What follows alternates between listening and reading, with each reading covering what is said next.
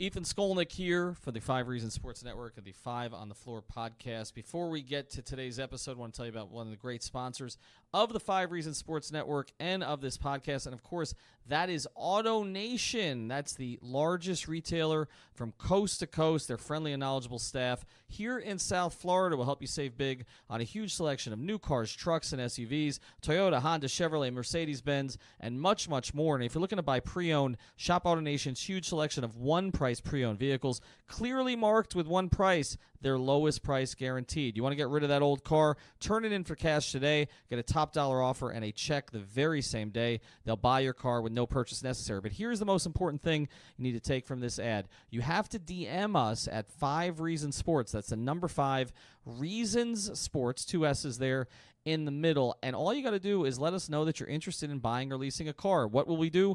We'll give your information to an AutoNation senior manager. Don't just deal with somebody on the floor. You're going to deal with somebody high up, a bigwig, and they're going to walk you through the entire buying process. So DM us at 5 Reasons Sports. We've already had a bunch of people who've had a great experience with this. If you're looking to buy or sell a car, lease a car, why don't you do that too? So that's AutoNation.com. And now, on to today's episode. Welcome to 5 on the Floor, a Miami Heat and NBA podcast from Ethan Skolnick with Alphonse Sidney, a.k.a. Alf954. Brought to you by the 5 Reasons Sports Network. It's been said that you have the most quote-unquote drip in your rookie class. Yeah, of course. No question about that. Yeah. Who's second? Who's second? I really don't know. I don't pay attention to other people, how they dress. I just worry about myself. It's just your drip is what's most important. Yeah. All right, that is Tyler Herro. Sorry, Herro. I never know what to do with that, Alf. He said Herro. He said Herro, and he was one tonight. But that interview was actually from up at training camp in West Palm Beach at Kaiser University. I think I did that on Friday. And, of course, I was referring to his dress, not his play. But both apply. I'm here with Alpha. The drip translated to the court tonight. It did. It translates to everything but his interviews, actually. I think that eventually will come. So, Ethan Skolnick here. We're in a little room at American Airlines Arena. We can still call it that because they haven't named it anything else yet.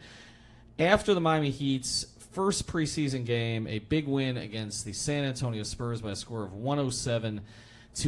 And, of course, everybody tonight, as we record this, is talking, Alf, about Tyler Herro. He was one of 6 players for the Heat in double figures, and of those players in double figures, 5 of those players, 23 years old or younger. The only one who's not is Jimmy Butler. We'll get to his play a little bit later. We're going to go through 5 points on the preseason opener against the Spurs. But first, Tyler Herro, what was most impressive to you when he came off the bench? Immediately, I think his first shot was that step back 3, which was amazing.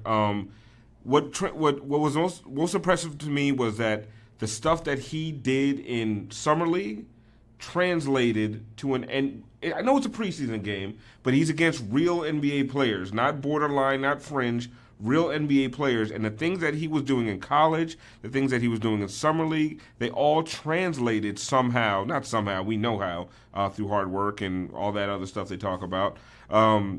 It translated to the floor tonight. Mm-hmm. We kind of felt good about him, especially with the way that we heard the Heat talk about him.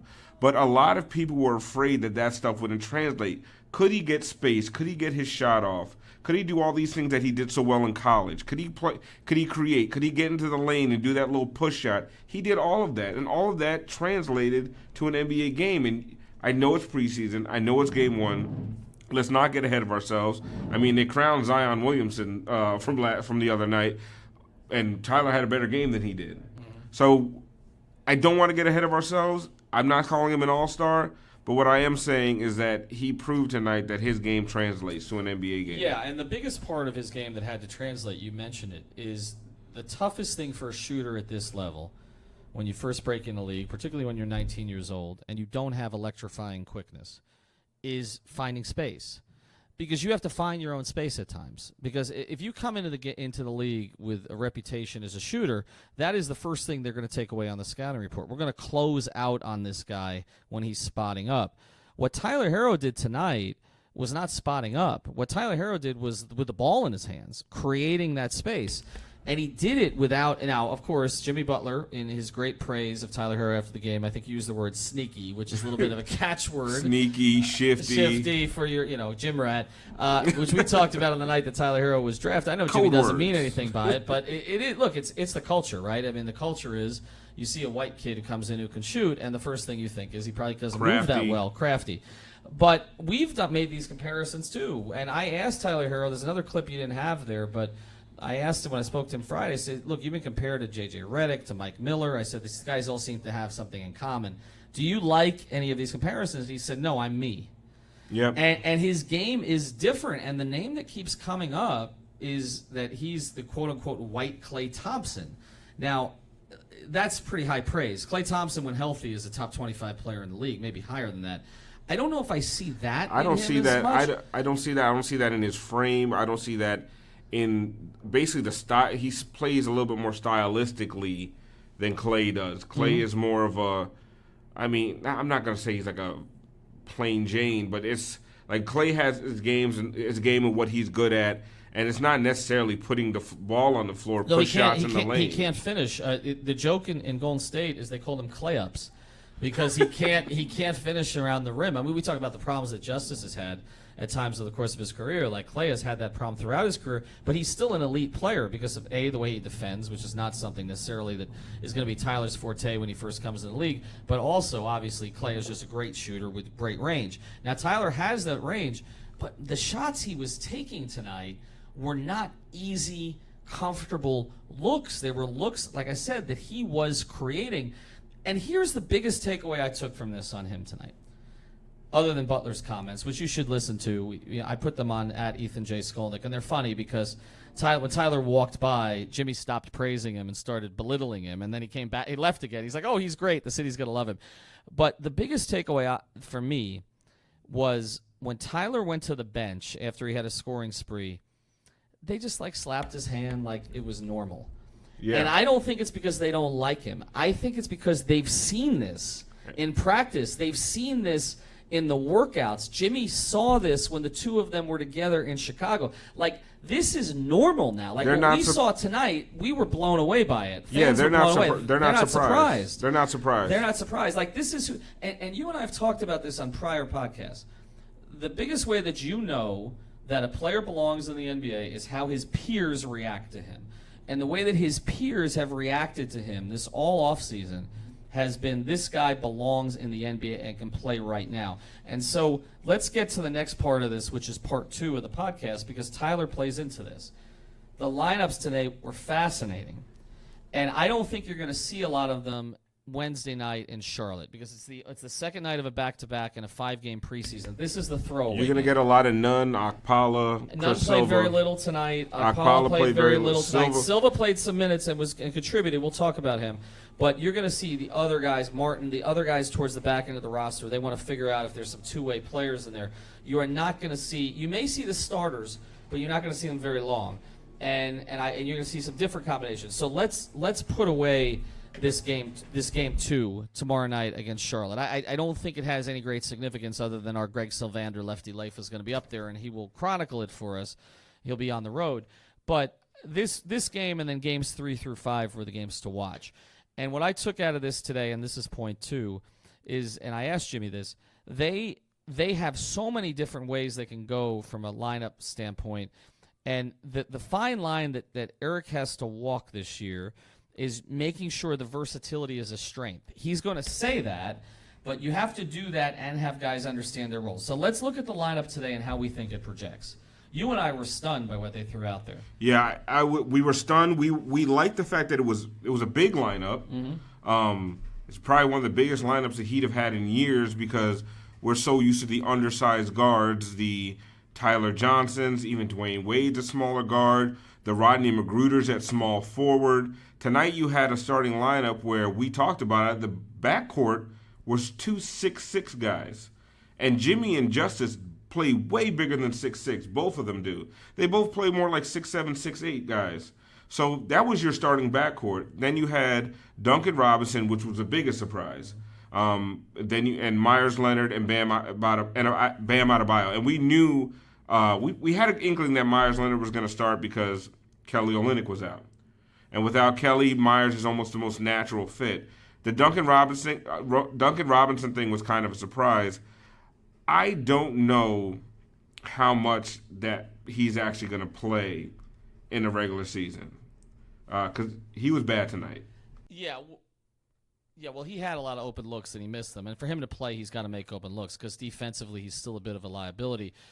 I think what you're looking at right now is Eric Spoelstra is trying to put – it's always a lot of times about the bench with him. And Eric Spoelstra right now I think is looking at trying to recapture that magic with Goran Dragic and Dion Waiters off the bench.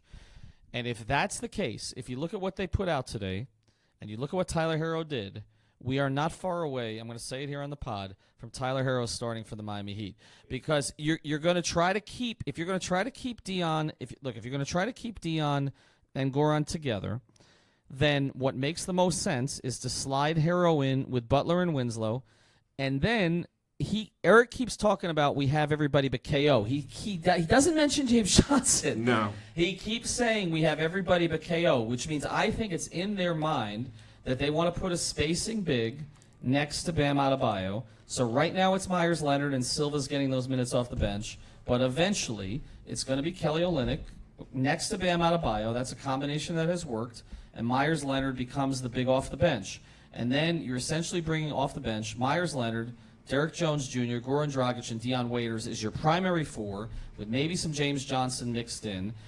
But Tyler Herro ends up going from basically, he was with the third backcourt today to the first backcourt. I think that's what they're prepping us for. I think that's why they put Goran and Dion together. I asked I asked Eric after the game about Goran and the way he's moving, and he said he likes where he's going right now, but he also said he likes him and Herro together because of their skill set. And I know that made Nikias cringe, or Nikias Duncan. I think it made a lot of Heat Twitter cringe. Because I think that defensively that's going to be a bit of a struggle. But I think that's where we're headed. I think we're headed towards a lineup ultimately of Bam, Olynyk, Butler, Herro, Winslow.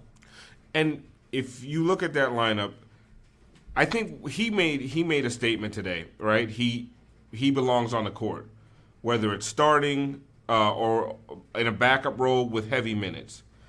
And then what I liked that there was that lineup that they came out with Derek Jones Jr. in the power forward spot. That was maybe my favorite lineup of the night because the way that Tyler and Winslow moved together, complemented by Jimmy, they created a lot of space for Jimmy Butler to work, and that was just. That lineup with Bam Adebayo, Derek Jones Jr., Justice Winslow, and Jimmy Butler was a defensive nightmare on the other side. Now, what was cool, going back to the Goran Dragic, Dion Winslow second unit, and we were talking about this all night, the Spurs second unit could not keep up with that Heat bench. They just couldn't. The Heat second unit just completely outclassed the Spurs second unit. And I don't think that is a fluke. I don't think it's the Spurs coming off to a slow start. I don't think the Spurs were playing end the bench guys. I don't care what the excuse is. I think this is going to be a huge thing going forward. The second unit of Goran Dragic, Dion Waiters, whenever James Johnson comes back, Derek Jones Jr., either it's Kelly Olynyk or it's Myers Leonard. Myers and Goran played really well together out there tonight. And yes, on paper, it looks like a bad defensive lineup, but we commented Myers got after it defensively. So a lot of the times with the Heat system, as long as these guys are active and they're working hard, they're fine. So even if Dion or Goran isn't in the starting lineup, I actually think it's the better move. And I think we both said that probably around All-Star break, we're going to see Tyler Herro in the starting lineup. I think we're both wrong. I think game one of the regular season he starts. Yeah, I think he's going to start too. And I think they're prepping for that unless he has some major setback here over the next few games. And I think they wanted to see him in live action. They've seen him in live action now. I think he will get some run tomorrow night in Charlotte. He will be one of the guys that gets run. And maybe they give Dion a bit of a break. I think Goran probably gets a rest tomorrow night, at least doesn't play these kind of minutes. But I think that's where we're headed. I think this has all been this offseason about, accelerating Tyler Herro because they believe that they need his skill set. And if he is going to translate the way he's translated, he looked tonight the same as Summer League. You never see that. And look, I've covered a lot of rookies here going back to 1996, okay, and a lot of rookies who flamed out. And I'm not comparing him to Dwayne, but I can tell you from a confidence standpoint, I don't remember another one who had that. Justice didn't really have it his first year. Remember Josh, bounced around that first year and ended up, going back and forth on flights to the D League. They have not had a lot of rookies who jumped out. You know who did? Rio. Jumped out from the very beginning. Rio looked like an NBA player. He looked like an NBA player more than Beasley did from the very beginning. Norris Cole did a little bit Norris as well. Cole had some moments, and then you remember the game against Boston early in the season. But there's a different level of confidence with this kid. The shots that he was taking, I don't want to dwell on him too much tonight, but the shots that he was taking, like coming off a curl and having no angle to the basket and creating the space with the step back and never thinking he was going to do anything but shoot it. Now, that could piss off veterans, except that he's good. Yeah. and so if he's good, then it changes the whole dynamic of this. Want to get to point number 3 here, and that's Bam Adebayo. And Bam's activity was terrific tonight. You mentioned the rebounding. Him and Myers Leonard at one point had out-rebounded the Spurs. Between them, we've talked about the issue with Bam Adebayo potentially, not being an elite rebounder last year. Now, he was better when he became a full-time starter. But his rebounding was terrific tonight. But the one play that symbolized everything for me, and I asked him the little interview we did that was on our previous podcast about his offensive game, but also him wanting to get out and run. They want to have 5 live on the break. 305 live. They want to have 5 live on the break. And shameless plug. And then Bam, essentially, was leading the break at least 3 times tonight. But the play of the game to me from him was LaMarcus Aldridge has made a living now for more than a decade, and a lot of that is an all-star, with that baseline turnaround jumper. That is his bread and butter. I mean, he's a great spot-up player, too. But, I mean, he is – LaMarcus Aldridge is a throwback player. He's not a terrific post player anymore. He's not a great defender. He doesn't play above the rim. But that mid-range game that he has – I mean, the Spurs are a mid-range team now. That mid-range game that he has is as good as any in the league. He had a turnaround baseline jumper. Bam read it. Bam played it. Bam didn't let him go anywhere. He blocked it. Unlike Hassan, he kept it. And then he ignited the break. And to me, that's the Bam Adebayo experience that I think all of us have been waiting for them to unleash for 32 to 35 minutes a night. And you said it today. He and Jimmy Butler are going to lead this team in minutes. And because Bam can do, I don't think he's elite at anything yet. But I think he can he's do very so many good things at everything. And yeah, that's where he had a couple dribble drives where he completely faked out a defender. He had drives where he had a little up and under today. The one thing, and I don't want to call it concerning because it's game 1 of the preseason. One of the things he worked on all summer was that little jump shot in the lane. And that is going to be crucial. If he gets that, he can't be defended, right? So he needs that shot. And he's going to make that shot. And I'm confident that he's going to get to it, and it's going to be part of his arsenal because he was doing it all preseason. I mean, in training camp, even the red, white, and pink game, like he was doing, he was making that shot. So I'm not that concerned about it. But the fact that he's been unleashed, and we talked about that he's been unleashed. It feels like everybody on this team is like, all right, guys, you've been around here 2-3 years. Go out there, play your game. Do what you feel comfortable with, and sometimes go even outside of your comfort zone. Because now I feel like these guys they're not the kids anymore. We probably got to stop calling them the kids. Well, I have a nickname for them, and I hate to do this before we go to the break, but I kind of want to call them the Bucket Babies. and I know our Adam Smoot hates that nickname, but I never got credit for this, Alf, either of these. When I used to see Damon Jones attached to Shaq's leg at all times when they're together, I referred to them as Shrek and Donkey in a column, and everybody picked that up. And then I referred to the Big Three Heat. I was the first in a column in the Sun Sentinel, you can find it, that called them the Heatles. LeBron must have read the column because the very next day he was referring to themselves as the Heatles, and he had a T-shirt printed up within 24 hours after that, and I totally lost it. So I'm not going to lose this, Alf. I'm calling them. Wait. We need to find this T-shirt guy. We're going to find. No, we have it. Well, we have a T-shirt guy. Oh, yeah. Smoot. Okay. The Bucket Babies. All right. We've got Bucket and the Babies today. 6 guys at double figures. 5 of them 23 years or younger. And Tyler Herro is one of them. It's a terrible nickname, but I'm going with it, and we're going to get to more after. It's going to make a great shirt. It's going to be a great shirt. We're going to put the Muppet Babies in there. All right, we'll get to, in a minute after a word from Jax, we'll get to Jimmy Butler. All right, there are a lot of events in South Florida that you got to go to, but if you can only pick one, come on now. This is the one. I'm with Jason Jackson. You know him as the Jax Show. It's the third year of this event. I don't want to disparage the guys that you roasted before. You shouldn't. But there's 1-3. Yeah. So what do you got going on? Jax Celebrity Roast Volume 3, 4-3. Like, this was always in the making, all the way back to when we started in 2016 with Irie first and then Jason Taylor. But on October 12th at One Hotel, South Beach, we were roasting Dwayne Wade. We've got Chris Spencer, Razor Davis, Jimmy Butler on the podium, as well as Udonis Haslem. I'm giving you a breaking story. It's not fully confirmed, but we'll all be together on October 12th. Everybody can get tickets at jaxcelebrityroast.com. Do not bring your mother, your faith healer, or your kids. Sounds like a plan. So where do they go again? Where do they get it? jaxcelebrityroast.com. Buy your tickets now. There aren't many left. All right. All right, Ethan Skolnick back here talking about the Bucket Babies. I'm going to make that stick if it's the last damn thing. It's going to be a really good shirt. You remember those Looney Tunes shirts back in the day? They're perfect. I mean, just with like Larry Johnson and Muggsy You Bogues. have Jimmy's Miss Piggy. I mean, how do we do this? So $1 million idea. That's right. I need one. Let's. Don't we all? Don't we all? Let's talk about Jimmy Butler. We got here. lawyers to pay for it. Well, anyway, let's talk about Jimmy Butler because I didn't think you were going to go there. He didn't score his first basket today until halfway through the second quarter. He was 0 for 3, and we've talked about, it's funny, there's this little push-pull where Spoelstra keeps talking about what a great playmaker he is and lets the game come to him. When we had Spo on the podcast, and I had asked him about Jimmy's usage rate, which is not high for a superstar. It's like in the mid-20s, which is whether he's a star or a superstar. Most of those guys have him in the high 20s, no, low 30s. If you're Westbrook or Harden, they're in the high 30s, sometimes touching 40, which basically means the percentage of possession time that you're using.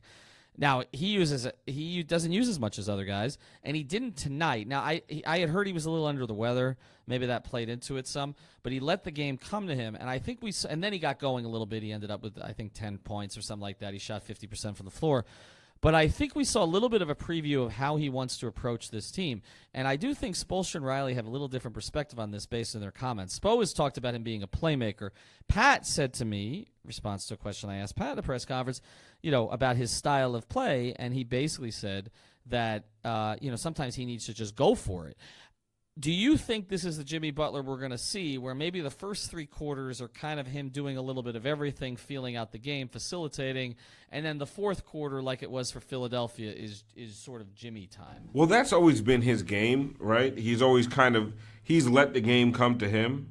I do think he's going to, but now I do remember when he was in Chicago and he was really the lone bright spot, the lone superstar on that team. He didn't wait. You know what I mean? He didn't wait around for things to happen. So I do think a lot of this was the same way that you and I are watching this team and feeling them out and trying to see what's going on and who, can Tyler do this? Can Duncan do this? How's Justice going to handle the starting role from game 1 of the regular season? I think Jimmy was feeling them out too. And I think it was purposeful the way he played. He started 0 for 3, and I commented this on Twitter, and we talked about it. Those 3 shots were not in rhythm shots. They were at the end of the shot clock. They were under duress. The offense stalled, and he did what he had to do to try to get a shot off. And then eventually he got comfortable, and he put in 10 points. I don't think he's going to be this relaxed going forward, but I do think this is a preview of things to come. He's going to let the game come to him, and he's not going to force anything. Yeah, and I don't think he's forced anything with his teammates either. And Alex and I did a podcast on this about sort of the way that Jimmy has approached that. And, I think it's been really smart, and it's amazing. The social media reaction, and I know that you monitor this, to Jimmy Butler has been fascinating to me because I never thought that this town would be able to, which has become, in my view, a basketball town, I never thought that it would be able to get over LeBron and then Bosh, and then Dwayne. And I feel like they've just latched on with another love interest here. And it's different. And this on Twitter, some people went at me. They didn't understand what I was trying to say. We love stars, man. But We it's love not stars. just stars. Look, LeBron James, and I am the biggest LeBron stan in this town, right? I mean, personally and professionally. I mean, I backed LeBron on everything he did down here because I thought that he was unfairly maligned, and I got to know him personally, and I don't agree with all the passive-aggressive stuff he does inside a team, but at the same time, I have enormous respect for a lot of everything he's accomplished and the way he goes about some of his other business and the way he treats people because I experienced that firsthand. But I will tell you that Jimmy Butler is a better fit for Miami than LeBron James. LeBron James was never comfortable being the villain, and I had many conversations with him about this the first year. I remember in Portland, okay, you remember that road trip, that first West Coast swing they had? Not the one where Bosh made the shot where LeBron and Dwayne were out, but the one, that first game when LeBron embraced the villain thing for the first time. I think the game went to overtime, and I remember asking him about it. Are you finally comfortable with this? And he said he was comfortable, and then I could tell he didn't really mean it. He was never comfortable being the villain. He likes to be liked. He wanted people to embrace him, and at the same time, I don't think he ever fit the Miami attitude, which is basically bleep you. That's sort of our attitude towards the rest of the country. You don't understand us. You think we're just a tropical paradise. People actually work hard here. Yes, we have terrible freaking drivers. Yes, we have corrupt politicians. Okay, and yes, we have beautiful beaches, but we're not. That's not what we are. It's the same thing as when people put a blimp over whatever it is over Miami Gardens, and they say it's South Beach. Yeah. Nobody understands us down here, and I don't think LeBron, with the exception of doing that fancy, that bike ride. What was that thing called that he and Dwayne always did? They did that bike ride around the city. And then he had that commercial going through the city. But he never really embraced it that way. He didn't do a ton of charity stuff here. Jimmy, comes down here, and the first freaking thing he does is go to Little Havana. And play dominoes. Which is the most Miami thing you can possibly Guayabera. do. He was... Right, and then in West Palm Beach he was looking for a paddleball game at 4 a.m. I think that Jimmy Butler, from a personality standpoint, fits this market better than LeBron does. It doesn't mean he's going to accomplish the same things. It doesn't mean he's the same kind of player. So please stop going back at me on Twitter about that. Nobody's going to repeat Dwayne's 08-09 and especially LeBron's 12-13. It's not going to happen. And maybe Jimmy never wins a title here, but I think in terms of embracing him, it's gone pretty much perfectly. And there's also a bunch of guys on this team who want to embrace the same personality, and Herro is one of them, and that's why I think Jimmy likes him so much. Well, and if you look at it, and here's the thing about Miami. As a city, as a town, South Florida, West Palm Beach to Key West, right? It's not that we're villains or that we want to be hated. We just don't give a shit about what you think about us. Why? Because look where we live. We're happy. We're fine, right? And people hate on us, and yes, when they do get on us, if you've ever been on Heat Twitter, you will see that we can clap back with the best of them, right? But for the most part, we'd rather just be left alone. And I kind of feel like that's the Jimmy Butler, Tyler Herro thing. And Justice has a bit of that. Mm-hmm. Bam has a bit of that. Bam has it now. I don't think he always had it, but this summer... Whatever happened to the USA? Whatever happened, all he said to me was politics. That's all. That he hasn't watched any other games. He will not say specifically what happened. So it's not even just about being a villain. It's about almost like being yourself and being comfortable within your own skin. Mm-hmm. And that's one thing that, no shade at LeBron, I don't know, even up until recently, has LeBron ever looked like somebody who's comfortable in his own skin? I think he's gotten more comfortable over the years. But Jimmy doesn't have any of those qualms. No. Jimmy is his own man. And look, I think we got to get back to this before we get to point 5. Nobody knows this city as an athlete, and nobody knows this organization as an athlete, and nobody knows Jimmy Butler in the NBA better than Dwayne Wade. And Dwayne Wade basically made a match. That's essentially what happened here. And he's going to make the next one because it's going to be Bradley Beal or Victor Oladipo most likely. And those are both guys that have come up idolizing Dwayne. In Oladipo's case, it was more direct because of Tom Crean. But Dwayne knew who would fit this city. And what's interesting is Dwayne's personality doesn't fit this city as well as Butler's does, but Dwayne had enough of those moments. This is my house. Danilo Gallinari makes him bleed, okay? And he gets that. Like, he had that. Dwayne understood this market's need to be loved. Okay, all right. Dwayne understood that, I think, better than any athlete ever has. But in terms of this bleep you attitude, I don't give a bleep, Dwayne cared. Dwayne cares, not to the degree LeBron does. He doesn't need the validation that LeBron has always needed. They're different in that way. But Dwayne cared about what people thought of him, okay? His image mattered to him. Jimmy doesn't care. It's just different. All right, let's get to number 5 here, which is, did anybody else impress us this offseason? And I'm looking, this game. And the one guy who jumps out, because they only played, I'm looking at this right now. I mean, really, Kendrick Nunn played 7 minutes. So they played 10 guys. Spoelstra played 10 guys between 14 and 27 minutes today. Derrick Jones Jr. actually played the most and was actually the second highest in the team at plus 28. I know we don't look at plus minus, but Eric does sometimes. I thought this was interesting. And then we'll get to the one player kind of jumped out at us. Tops on the team. Tyler Herro, plus 29 in 24 minutes. All the rest of the guys were in that bench group. Waiters was plus 24. Derrick Jones Jr. plus 28. Dragic plus 20. The guy I'm going to mention in a second, Chris Silva, was plus 11 in 14 minutes. The starters, Duncan was a minus 8. Yeah, he was lowest on the team. In 19. Jimmy Butler was a minus 6. Justice is minus 2. Myers was a minus 1. Bam Adebayo was a plus 3. Let's get to the guy that kind of jumped out here, because Nunn, Okpala, Macon, and Mulder all got some minutes towards the end of the game, but really they played 10. Chris Silva, I said on the last podcast that he didn't do a lot with Alex. He didn't do a lot for me in Summer League. I felt like there was an opportunity there for him. He didn't really take advantage of it. Yante Maton got cut. They kept Silva. I know our Chris Kaufman, who usually scouts NFL players, but he loved Chris Silva the day he signed. I guess he'd done some tape work on him, too. He's just a big Chris Silva stan. He's a big Chris Silva stan. But today, 14 minutes, 16 points, plus 11, 6 of 8 from the field, 4 of 5 from the line. His stroke looked good from there. 9 rebounds and a couple of steals and a couple of blocks. Like, he filled up the box score in 14 minutes without them running anything for him. Eric Spoelstra used that phrase he always uses with guys on the back end of the roster that he likes, where he says, he made me watch. Does he have a role on this team potentially going forward? Because they're a little short on bigs, and Myers-Leonard's in the last year of his contract. I don't think he has a role in the rotation per se, right? Is he going to be an every single night kind of guy? I don't think so. But I think he's the kind of guy they better keep on a two-way contract just in case they have an injury. Kelly can't come back.